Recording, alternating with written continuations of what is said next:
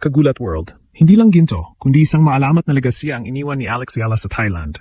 Sa pagtatapos ng 33rd SEA Games, opisyal nang kinilala si Alex bilang isang global icon matapos humakot ng kabuuang 3 medalya. Isang makasaysayang ginto sa women's singles at 2 bronze sa mixed doubles at women's team event. Ang shock factor, tinapos ni Alex ang 26 years na pagkauhaw ng Pilipinas sa singles gold sa isang dominanting paraan na nagpatahimik sa buong rehiyon. Ang batang flag bearer na ito ay hindi lang basta lumaban. Pinatunayan niya na siya ang history-making Golden Girl of the Philippines at ang pinakasikat na sports personality sa bansa ngayon. Ang conflict sa likod ng kanyang tagumpay ay ang matinding pressure ng pagiging WTA World Ranked number 50 habang kinakatawan ng bandila. Sa bawat palo niya, bitbit niya ang ekspektasyon ng milyon-milyong Pilipino. Pero sa kanyang authentic na ngiti at bakal na disiplina, ipinakita ni Alex na ang kanyang tagumpay ay para sa bawat batang nangangarap. Ang kanyang heroic stand laban sa mga top seeds ng Southeast Asia ay nag-iwan ng malalim na global impact na nagpapatunay na ang tennis sa Pilipinas ay nasa world-class level na. Siya ang tunay na kahulugan ng galing, puso at Pinoy pride. Ang kanyang legasiya ay hindi lang masusukat sa mga medalyang nakasabit sa kanyang league, kundi sa inspirasyong ibinigay niya sa buong mundo. Mula sa kanyang viral Marry Me moment hanggang sa pag-awit ng lupang hinirang na may luha sa mga mata, si Alex Yala ay gawa sa ginto, isang global superstar na ipinagmamalaki ng ating lahi. Ngayong selyado na ang kaniyang pagiging reyna ng CA Games, handa na ba si Alex na sakupin ang mas malalaking entablado sa 2026 WTA Tour at ang pinaka-inaabangang 2028 LA Olympics? At ano ang susunod na pasabog ng ating Golden Girl para sa kaniyang mga fans sa buong mundo? Sa kasaysayan ng Philippine sports, may mga atletang dumarating para lumaban, ngunit mayroon ding mga atletang dumarating para baguhin ang takbo ng kasaysayan. Ngayong hapon ay hindi na lamang basta petsa sa kalendaryo. Ito ay naging saksi sa formal na pagkilala kay Alexandra Alex Yala bilang isang tunay na global icon. Matapos ang matitinding labanan sa 33rd SEA Games sa Thailand, opisyal nang iniuwi ni Alex ang kabuuang 3 medalya. Ang pinaka-inaasam na ginto sa women's singles at 2 bronze para sa mixed doubles at women's team event. Ang shock factor na yumanig sa buong Southeast Asia? Hindi lang ang kaniyang pagkapanalo, kundi ang paraan kung paano niya dinomina ang court sa kabila ng pagiging target ng lahat bilang tournament top seed. Ang pagkuha ni Alex sa singles gold ay ang pagtatapos ng isang masakit na 26 na taong pagkauhaw ng Pilipinas. Mula noong 1999, tila naging mailap ang gintong ito para sa ating bansa. Ngunit sa isang iglap, pinura ni Alex ang anino ng nakaraan.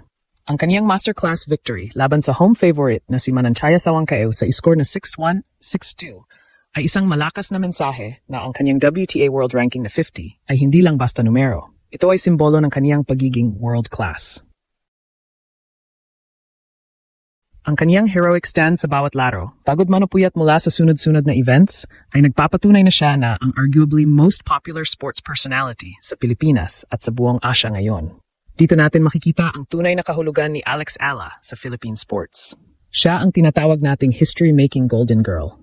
Ang kaniyang presensya sa court ay nagbibigay ng kakaibang kaba sa mga kalaban at matinding kumpiyansa sa mga Pilipino. Ang conflict na kaniyang hinarap, ang pagbalanse sa kaniyang pro-career at ang tungkulin sa bayan ay kaniyang napagtagumpayan ng may dangal. Sa bawat palo niya ng raketa, bitbit niya ang pangarap ng bawat batang Pilipino na nagnanais ding sumikat sa international stage. Ang kaniyang global impact ay hindi na lang limitado sa tennis circles. Siya na ngayon ay isang inspirasyon sa lahat ng aspeto ng disiplina at dedikasyon. Ang pagiging authentic ni Alex ang dahilan kung bakit siya minamahal ng masa.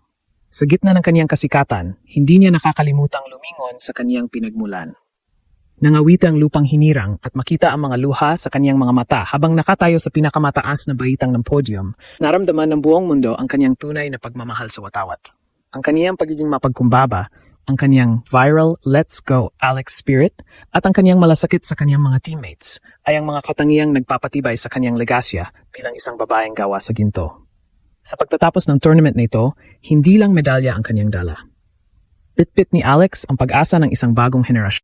Ang kaniyang pangalan ay nakaukit na sa mga pahina ng kasaysayan bilang ang atletang bumasag sa sumpa ng nakaraan at nagbukas ng pinto para sa kinabukasan ng Philippine tennis. Si Alex Yala ay hindi na lang basta isang player. Siya na ang mukha ng Pinoy pride sa makabagong panahon.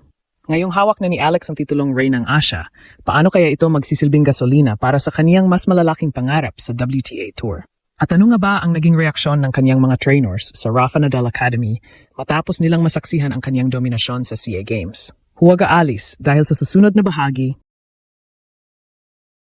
tatalakayin natin ang kaniyang golden path patungong Olympics. Sa gitna ng nagniningning ng mga medalya na nakasabit sa league ni Alex Ala, mas malakas ang ningning ng kanyang determinasyon na ipinakita sa bawat segundo ng 33rd SCA Games.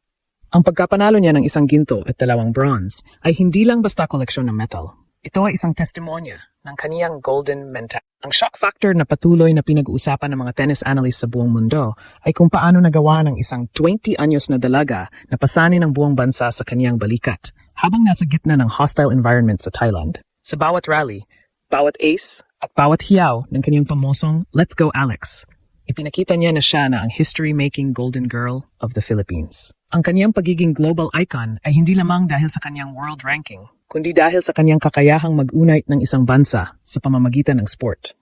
Ang conflict na madalas harapin ng mga elite athletes ay ang burnout at ang matinding pressure mula sa mga fans. Ngunit para kay Alex, ang pressure na ito ay ginawa niyang inspirasyon. Ipinakita niya ang isang authentic na bersyon ng isang kampiyon, isang atletang hindi natatakot ipakita ang kanyang pagod, ang kanyang struggles, at ang kanyang kaba. Ngunit sa huli ay nananatiling matatag para sa kanyang heroic stand. Ito ang tunay na kahulugan ni Alex Ayala sa Philippine sports. Siya ang patunay na ang talentong Pinoy ay hindi basta-basta mapapatumba sa world stage. Sa kaniyang laban sa singles finals, kung saan pinatumba niya si Mananchaya Sawangkaew sa loob lamang ng 2 sets, nasaksihan ng mundo ang kanyang unfiltered dominance. Ang global impact nito ay naramdaman hanggang sa kanyang base sa Spain, ang Rafa Nadal Academy, kung saan kinilala ang kanyang galing bilang isa sa pinakamahusay na produkto ng kanilang institusyon. Ang kanyang estilo ng paglalaro na pinagsamang bilis, lakas at matalinong pag-atake ay naging batayan na ngayon ng mga batang tennis players sa buong Asia. Siya na ang itinuturing na standard of excellence sa rehiyon at ang kaniyang 3 medalya sa SEA Games ang nagselyo sa katotohanan ito. Ngunit higit sa kaniyang mga stroke sa court, ang kaniyang Pinoy pride ang pinaka-nananaig. Na matapos ang kaniyang huling event, hindi siya tumakbo patungo sa kaniyang mga trophies. Tumakbo siya patungo sa mga Pilipinong fans na bit-bit ang ating bandila. Ang kaniyang bond sa kaniyang mga magulang at sa kaniyang national team teammates ay nagpakita na sa likod ng isang dambuhalang star ay isang mapagkumbabang anak ng bayan. Ang kaniyang pagiging most popular sports personality ay hindi niya ginamit para sa sariling interes, kundi para itaas ang moral ng bawat atletang Pilipino na lumalaban sa Thailand. Si Alex Ala, ang babaeng gawa sa ginto, dahil ang kanyang puso ay laging nakalaan para sa mas malaking layunin. Ang kanyang legasiya ay hindi matatapos sa SEA Games. Ito ay panimula pa lamang ng isang mas malawak na kabanata sa kanyang career. Sa kanyang pagkapanalo, ipinamukha niya sa buong mundo na ang Pilipinas ay hindi na lamang basketball nation. Tayo na rin ay isang tennis powerhouse dahil sa kanya.